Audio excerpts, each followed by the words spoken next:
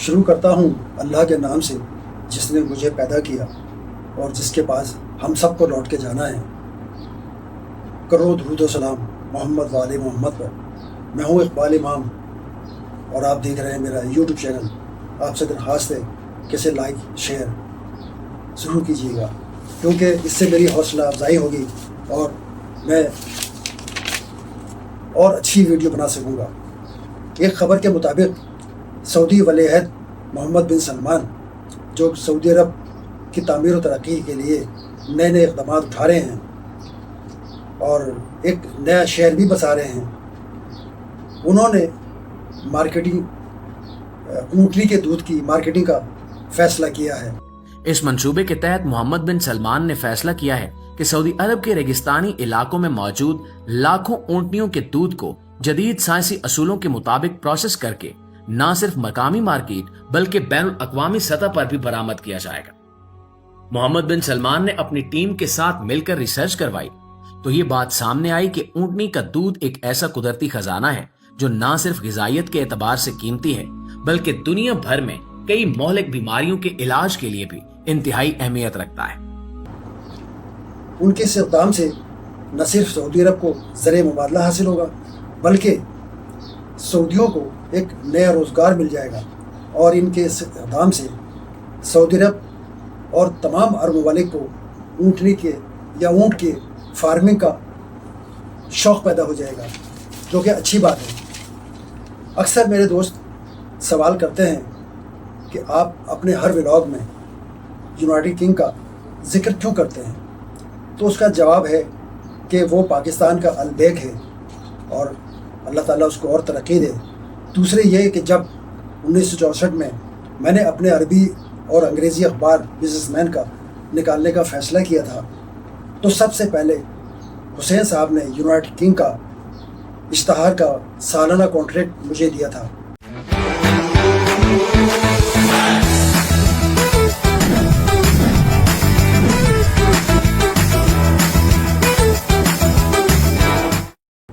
حالانکہ اس وقت پتہ نہیں تھا کہ اخبار نکلے گا یا نہیں، لیکن انہوں نے مجھ پہ اعتماد کیا اور سالانہ کانٹریکٹ دیا، اور پھر یہ کانٹریکٹ کئی سالوں تک چلا۔ اور مزے کی بات یہ ہے کہ ہر کانٹریکٹ جب شروع ہوتا تھا تو وہ پورے سال کا مجھے پیمنٹ کر دیتے، وہ بھی کیش میں۔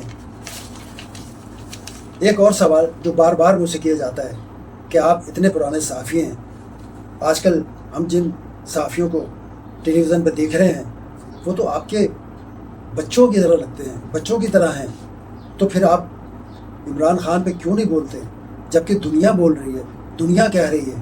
اور ان کا عزم تو دیکھیں کہ 800 دن جیل کاٹنے کے باوجود وہ پرعزم ہے۔ عمران خان کو سب چور کہتے ہیں، چلو ٹھیک ہے، چور ہے نا، کیا کیا ہے توشہ خانہ میں؟ کیا عمران خان سے پہلے جو لوگ آئے تھے پرائم منسٹر یا پریزیڈنٹ، ان لوگوں نے کچھ نہیں لیا توشہ خانہ سے؟ ان لوگوں نے گاڑیاں نہیں لی کیا توشہ خانہ سے؟ جبکہ قانوناً وہ گاڑیاں لے ہی نہیں سکتے، تو صرف عمران خان چور ہے؟ میری نظر میں عمران خان چور نہیں ہے، میری نظر میں ہاں بیوقوفی ہو گئی ہوگی، غلطی ہوتی ہے، غلطی کس سے نہیں ہوتی؟ غلطی تو انسان سے ہوتی ہے۔ اگر عمران خان سے غلطی نہیں ہوتی تو وہ فرشتہ ہوتا۔ تو میری نظر میں عمران خان چور نہیں ہے۔ اگر عمران خان چور ہے تو پھر ہم سب بھی چور ہیں۔ ان کا عزم نہیں ٹوٹا۔ تو دوستو، میرا جواب صرف یہ ہے جو پیر پگارا صاحب کا ہے کہ عمران خان چور نہیں ہے۔ اگر وہ چور ہے تو ہم سب چور ہیں، اور غلطی کس سے نہیں ہوتی؟ دوستو، آج کا معاشرہ دلائل کی نہیں، طاقت کی اہمیت کو سمجھتا ہے، طاقت کی زبان کو سمجھتا ہے۔ ہمیں تو ٹرک کی بتی کے پیچھے لگایا ہوا ہے۔ یاد رکھیے کہ جس کے پیچھے قوم ہو اسے شکست کوئی نہیں دے سکتا۔ آج کے ولاگ میں بتاؤں گا کہ آخر فالج کیوں ہوتا ہے۔ تو دوستو، ڈاکٹروں کے مطابق ये शुगर और ब्लड प्रेशर की वजह से होता है। ਕਿ ਸ਼ੂਗਰ ਦੇ ਨਾਲ ਹੋਰ ਕਿਹੜੀਆਂ ਬਿਮਾਰੀਆਂ ਐਸੀਆਂ ਨੇ ਜਿਹੜੀਆਂ ਕਿ ਹੋ ਸਕਦੀਆਂ ਨੇ, ਤੇ ਅਗਰ ਉਹ ਹੋ ਸਕਦੀਆਂ ਨੇ ਤਾਂ ਉਹਨਾਂ ਕੋਲ ਬਚਿਆ ਕਿਵੇਂ ਜਾ ਸਕਦਾ ਹੈ? ਦੇਖिए ਡਾਇਬੀਟੀਜ਼ ਦੀ ਅਗਰ ਤੁਸੀਂ ਠੀਕ ਠਾਕ ਤਰੀਕੇ ਨਾਲ ਉਸ ਦੀ ਮੈਨੇਜਮੈਂਟ ਕਰ ਰਹੇ ਹੋ, ਉਸ ਨੂੰ ਕੰਟਰੋਲ ਰੱਖ ਰਹੇ ਹੋ, ਤੇ ਕੋਈ ਤੁਸੀਂ ਬਿਲਕੁਲ ਠੀਕ, ਦੇਖੋ ਮੈਂ ਕਿਸੇ ਟੈਨਸ਼ਨ ਵਿੱਚ ਨਹੀਂ ਪਾਉਣਾ ਚਾਹ ਰਿਹਾ ਆਪਣੇ ਨਾਜ਼ਰੀਨ ਨੂੰ। ਅਗਰ ਤੁਸੀਂ ਸ਼ੂਗਰ ਦੀ ਬਿਮਾਰੀ ਨੂੰ ਕੰਟਰੋਲ ਕਰ ਰਹੇ ਹੋ, ਡਾਕਟਰੀ ਐਡਵਾਈਸ ਦੇ ਮੁਤਾਬਿਕ ਤੁਸੀਂ ਖਾਣਾ ਵੀ ਖਾ ਰਹੇ ਹੋ, ਦਵਾਈਆਂ ਵੀ ਟਾਈਮ ਤੇ ਲੈ ਰਹੇ ਹੋ, ਹਾਂਜੀ, ਤੇ ਕੋਈ ਵਜ੍ਹਾ ਨਹੀਂ ਹੈ ਕਿ ਤੁਸੀਂ ਸਿਹਤਮੰਦ ਜ਼ਿੰਦਗੀ ਗੁਜ਼ਾਰੋ। ਪੂਰੀ ਉਮਰ 10 20 30 ਸਾਲ ਤੁਹਾਡੇ ਬਿਲਕੁਲ ਬਗੈਰ ਕਿਸੇ ਕੰਪਲਿਕੇਸ਼ਨ ਤੋਂ ਗੁਜ਼ਰ ਸਕਦੇ ਨੇ। ਲੇਕਿਨ ਅਗਰ ਤੁਹਾਡੀ ਸ਼ੂਗਰ ਦੀ ਬਿਮਾਰੀ ਕੰਟਰੋਲ ਨਹੀਂ ਹੈ, ਤੁਸੀਂ ਇਸੇ ਤਰ੍ਹਾਂ ਦੇ ਟੋਟਕਿਆਂ 'ਚ ਪਿੱਛੇ ਪੈ ਕੇ ਜਾਂ ਕਿਸੇ ਕੁਐਕ ਦੀ ਗੱਲ ਸੁਣ ਕੇ ਤੇ ਤੁਸੀਂ ਗਲਤ ਕਿਸਮ ਦੀ ਟ੍ਰੀਟਮੈਂਟ ਲੈ ਰਹੇ ਹੋ, ਜਿਹਦੇ 'ਚ ਦਵਾਈ ਦਾ ਕੋਈ ਹੈ ਹੀ ਨਹੀਂ, ਡਾਕਟਰੀ ਐਡਵਾਈਸ ਵੀ ਨਹੀਂ, ਤੇ ਤੁਸੀਂ ਆਪਣੇ ਸ਼ੂਗਰ ਨੂੰ ਅਨਕੰਟਰੋਲ ਕਰ ਬੈਠੋਗੇ। ਨਾ ਸਿਰਫ ਤੁਸੀਂ ਆਪਣੀ ਸ਼ੂਗਰ ਨੂੰ ਅਨਕੰਟਰੋਲ ਕਰ ਬੈਠੋਗੇ, ਬਲਕਿ ਉਸ ਦੀ ਵਜ੍ਹਾ ਤੋਂ ਤੁਹਾਡੇ ਜਿਸਮ ਦਾ ਹਰ ਜਿਹੜਾ ਆਰਗਨ ਹੈ ਉਹ ਖਰਾਬ ਹੋ ਸਕਦਾ ਹੈ। ਸਭ ਤੋਂ ਜ਼ਿਆਦਾ ਜੋ ਪੇਚੀਦਗੀ ਹੁੰਦੀ ਹੈ ਜਿਹੜੀ ਸ਼ੂਗਰ ਦੀ ਬਿਮਾਰੀ ਦੀ ਵਜ੍ਹਾ ਤੋਂ, ਉਹ ਗੁਰਦਿਆਂ 'ਤੇ ਪੈਂਦੀ। ਗੁਰਦਿਆਂ ਉਸ ਨੂੰ ਕਹਿੰਦੇ ਕ੍ਰੋਨਿਕ ਕਿਡਨੀ ਡਿਜ਼ੀਜ਼। ਗੁਰਦੇ ਫੇਲ ਹੋ ਜਾਂਦੇ ਨੇ, ਫਿਰ ਬੰਦੇ ਸਾਰੀ ਉਮਰ ਡਾਇਲਿਸਿਸ ਦੇ ਪਿੱਛੇ ਪੈ ਜਾਂਦੇ ਨੇ, ਡਾਇਲਿਸਿਸ ਕਰਾਉਂਦੇ ਰਹਿੰਦੇ ਨੇ। ਇਹ ਬੜੀ ਖਤਰਨਾਕ ਕਿਸਮ ਦੀ ਕੰਪਲਿਕੇਸ਼ਨ ਹੈ, ਤੇ ਸਿਰਫ ਇਹ ਕੰਪਲਿਕੇਸ਼ਨ ਆਂਦੀ ਉਸ ਟਾਈਮ ਤੇ ਜਦੋਂ ਤੁਹਾਡੀ ਸ਼ੂਗਰ ਜਿਹੜੀ ਕਾਫੀ ਅਰਸੇ ਤੱਕ ਜਿਹੜਾ ਕੰਟਰੋਲ ਨਾ ਰਹੇ। और मुसलसल रहने की वजह से होता है, जिसका शिकार मैं खुद हुआ हूँ। मुझे ब्लड प्रेशर भी था, शुगर भी थी, लेकिन मुझे पता ही नहीं चला। और डॉक्टर कहते हैं कि शुगर 2 किस्म की होती है, एक टाइप 1 जो बच्चों में होती है, एक टाइप 2 जो उम्र रसीदा लोगों में होती है, जो मुझे हुई। दरअसल फालिज जो है, जब दिमाग की शरियानों में खून की रवानी मुतासिर होती है तो फालिज होता है। मेरे सीधे हाथ और सीधा पैर काम नहीं करता, मैं बग़ैर सहारे के, बग़ैर स्टिक के चल नहीं सकता। लेकिन खुदा का शुक्र है कि मैं बाथरूम चला जाता हूँ। दोस्तों, याद रखो कि शुगर जो है नाश्ते से पहले 90 100 ये ज़्यादा से ज़्यादा 110 होनी चाहिए, और नाश्ते के 2 घंटे के बाद 130 140 या ज़्यादा से ज़्यादा 150। और मैंने अक्सर पढ़ा है, देखा है टीवी पर कि शुगर के साथ साथ हमें अपनी टांगों का ख्याल रखना चाहिए। दोस्तों, जिस तरह एक बिल्डिंग की मजबूती उसकी मजबूत बुनियाद पे होती है, इसी तरह हमारी टांगें हमारे जिस्म की बुनियाद हैं।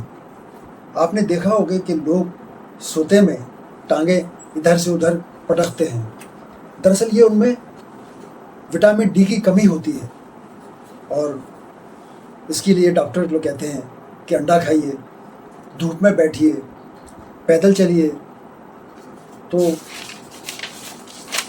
दोस्तों, अपनी सेहत का ख्याल रखो, क्योंकि सब कुछ मिल सकता है, लेकिन सेहत और उम्र लौट कर नहीं आती। आप खुद अपना ख्याल रख सकते हो, दूसरा नहीं रखेगा। दूसरे को पता ही नहीं है कि आपके अंदर क्या चल रहा है, आप क्या तब्दीलियां महसूस कर रहे हैं, ये तो अल्लाह ही जानता है। और ये आप जानते हैं, क्योंकि जब इंसान बीमार होता है तो उसे महसूस होता है कि मैं बीमार हो रहा हूँ, मुझे ये बीमारी हो रही है। और अगर वो फिर भी नहीं समझता तो फिर अल्लाह ही उसे समझाएगा, हम और आप उसे नहीं समझा सकते। आज हमारे शहर गुबारी की तरह फूल रहे हैं, जिससे मसाइल बढ़ रहे हैं। लेकिन क्या करें, ये सब तो ज़िंदगी का हिस्सा है। और दोस्तों, मैं तो आपसे सिर्फ ये कहूँगा कि आप खुश रहने की कोशिश करो। मसाइल तो आते रहेंगे, चोरी होगी, डाका होगा, पैसे गिरेंगे, आपकी जेब कटेगी, कोई आपको लूट लेगा, आप दुखी होते हो, परेशान होते हो, नतीजा क्या निकलता है, आप बीमार हो जाते हो। آپ کو نہیں لگتا نا بیمار نہیں ہوتے، لیکن ہوتے ہو، احساس ہوتا ہے آپ کو کہ بیمار ہو رہا ہوں۔ چلیے اب بات کرتے ہیں کہ آخر بادل کیوں پھٹتے ہیں، آخر اتنی بارشیں کیوں ہوتی ہیں، اور کہ دریا، ندی، نالے اور دریا بکھر جاتے ہیں، یہاں تک کہ سیلاب آ جاتے ہیں۔ ہر پاسوں پانی پانی ساجا بُڈ گیاں پکیاں فصلاں۔ مانا کہ سیلاب نئی مٹیاں لاتے ہیں جس سے فصلوں کو نئی زندگی میں ملتی ہے، لیکن انہی سیلابوں کی وجہ سے گاؤں کے گاؤں اجڑ جاتے ہیں، دیہات اور فصلیں کاغذ کی ناؤ کی طرح بہہ جاتے ہیں، اور انہی سیلابوں کا بہانہ بنا کر مہنگائی کا طوفان آ جاتا ہے۔